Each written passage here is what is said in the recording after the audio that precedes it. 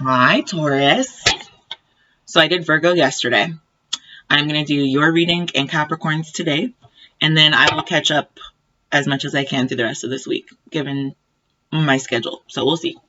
Anyway, hope you all had a good New Year's. I definitely feel like this was one year for the books. Like I was talking with somebody the other day about how the face of the world is no longer going to be the same. Like this year is going to change literally the face of America to a masked Zorro figure kind of, you know? It's a little bit exciting, or at least it was when it first started. Now it's kind of getting old. That's the way I personally feel about it. I'm just ready for life to go back to normal. But, you know, we may have those dividers up in stores for a while and be wearing masks for a while. So we'll see what happens, right? All right, let's get some of these cards out. Okay, sorry. I just realized that there were two cards sitting on the table, so I got to shuffle those in. I'm going to shuffle all of the cards in, so bear with me. I do apologize, guys. Yeah, I don't know. It's been one of those days, I think, coming off of a year like 2020. I think most of us are feeling some level of, you know, kind of exhaustion or, you know, just a reboot time, you know, gotta definitely clean out the closets and start some new projects. And of course, everyone's going to try to hit the gym. Whatever your resolution is, good luck. I suck at keeping my resolutions, so I don't have one. If I make it a great year for myself, I make it a great year. And that's that. All right. So I'm just going to pull these. I'm not going to look. I'm just going to pull them. All right. So the first thing we have, whoa, I can talk. Page of Water in reverse. So somebody emotionally, intuitively is not offering. When the Page of Cups is on the table, typically somebody has brought some type of a request, an offer, something to consider to the limelight, you know, to discuss. That's what I'm getting. Just a little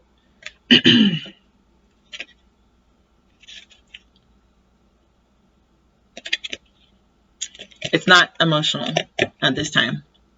Something is not. The Empress is the next card that came out. The Empress is the number 3 card. And the Empress represents Libra energy as well as fertility. So mother figures often come out looking like empresses. Women who are obviously still pregnant come out looking like empresses. And women who, you know, are able to exude the love and kind of maternal privilege of life have lavish abundance in this area. So, you know, it's a luxury card. It's a comfort card. It's a card that, you know, she's in a field. You can see a waterfall way in the background, and then little like otters and foxes and little creatures like playing at her feet. So she's the mother of the animals. She's the mother of all animals. That makes her sound like she's like in beast mode. I kind of like it. Like, you beast of a woman. I like it. That might be kind of a good compliment for me. Like, I don't know about you guys, but if someone's like, you're a beast, I'd be like, thanks. I don't mind if I do. No, I'm just kidding. But seriously, she's the mother of nature. That's kind of the way the Empress is coming across. And then the 7 of Earth. So this is actually not a good thing that it's in reverse. When it's in the upright, it means that it's a job well done. It's something that you've achieved, you've built, that you've been able to acquire through your own means. This kind of is saying that without this emotion from a mother figure or an empress, somebody who may be pregnant or maybe wanting to get pregnant, or I just explained all that, kind of like Mother Nature, there's not going to be any kind of future success with this. This card literally says seeds well planted when it's upright. A temporary pause in action, unnecessary worry. But when it's in the reverse, all of these things are true. You know, you do need to worry. You need to replant your seeds in a better place because they're not going to get any sunlight over there. And on top of that, I just noticed this actually. So do you see that tree's mouth? There's like this little seed that's glowing in there. It kind of reminds me of that movie Ferngully. I haven't watched that in years, but yeah, it kind of reminds me of that movie where they're, or maybe Avatar, where they've got the little floating seed pods all over the place that take root places. That just kind of lets me know, Taurus, that you may need to reconsider a couple things about the Empress doesn't have to be a mother figure. It can be a very sensitive man who's tapping into his more feminine side. It's like a yin and a yang, so we both have both. So the 9 of fire is on the bottom of the deck. This is also a Libra card. No, it's not. That's a lie. This is a fire sign card. Sorry. I was thinking of swords on the other deck. It says, don't give up. Protect that which you've created. Have courage and believe in yourself. So you need to move towards something. I don't know what it is. You may need to start a new business endeavor. You may need to rekindle an old flame that you had back in the day. You may need to start a new project for yourself, or the Empress, since it also includes luxury, you may have been shorting yourself a little bit. I think a lot of us have been, especially because of COVID. And Tauruses really enjoy luxury. They really enjoy being comfortable, eating good food, having good company, a lot of laughs, you know what I mean? You may need to indulge yourself a little bit. Don't give up on that. Don't give up on pursuing whatever it is that you want to pursue. I'm not going to lie. This woman is a little bit intimidating. And it's only because she has a huge dragon standing right behind her. Like a massive dragon standing right behind her. So I'm not sure if you are slaying your dragons right now. You may need to continue slaying those dragons. That could be part of the issue. If somebody's not offering emotionally, there may be an issue with that. And that may be how to slay your dragons like Toothless. You might need to adjust that a little bit, or within yourself, kind of figure out why it is that you're not offering that, or it could be a plethora of different scenarios. But all I'm saying is that depending on what's going on in your life, this is a call to action. This is the universe saying, hey there. Hey there, stranger. What's really going on? So you may need to reevaluate some things. If you're trying to start a new idea, that's also, especially if you're a man, that can be like the way that Empress card comes through or represents herself in that case. So if you have a project that you're trying to start and you can't kick it off, you may need to look at it from a different perspective. That's what I just got. So that's all I have for you right now, Taurus. I will go ahead and get animal clarifiers. We'll draw like 3 or 4. We can draw 4.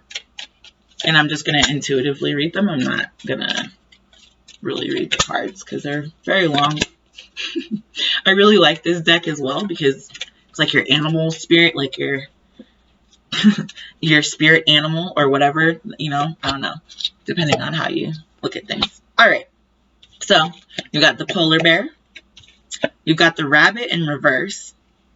We've got the ram in reverse. And we've also got the butterfly in reverse. I don't know if you can see all those, but I will show them to you again as we go. So, polar bear. Somebody, Taurus, may be feeling left out in the cold.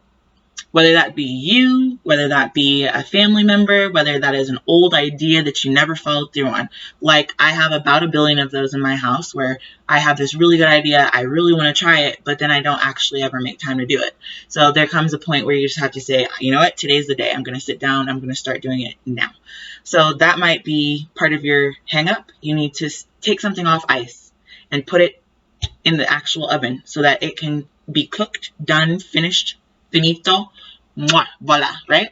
That's what I'm getting here. Because we just talked about the Empress card and the rabbit came out in reverse. Like I said, you may need to go indulge yourself a little bit. And I'm not promoting anything negative. I'm saying go spoil yourself. Go buy yourself a nice bar of chocolate. Go to the store, get yourself some a face mask or some foot rub, scrub, whatever feels good to you. You know, take yourself to a movie. Give yourself a manicure, pedicure. Do something nice for yourself. Like, indulge yourself just a little bit. Don't go buck wild now. Because the next card that came out was the Ram in reverse. So, that being said, don't sacrifice yourself for this. This could be an Aries, by the way. These two cards I don't really feel necessarily like a specific sign, but the Ram in particular could be an Aries. That's very clear. This Ram is on his head, and it's interesting because my last read that I just did for the collective, we spoke a lot about the moon. It had just flipped over, and now this moon he's actually on his head on the moon. So he's a talented guy. Not only can he moonwalk, he can handstand and pop it on the moon. That's pretty awesome, if you ask me. Zero gravity. Then we have the butterfly in reverse. Somebody may be, or you may be feeling like you cannot take flight. You cannot bloom. You cannot go anywhere. You cannot do anything. Like I said before, trapped. You got something on ice that it needs to be seeded, reseeded, refertilized, recreated. Fibonacci sequence goes along with the reproduction rate of rabbits, and the Fibonacci sequence is also the God fingerprint. So this could be you need a little bit more oomph towards your spiritual life, towards your mental, physical, however you want to take it, sexual especially. These two together are really saying, come out of the cold. Do yourself that favor.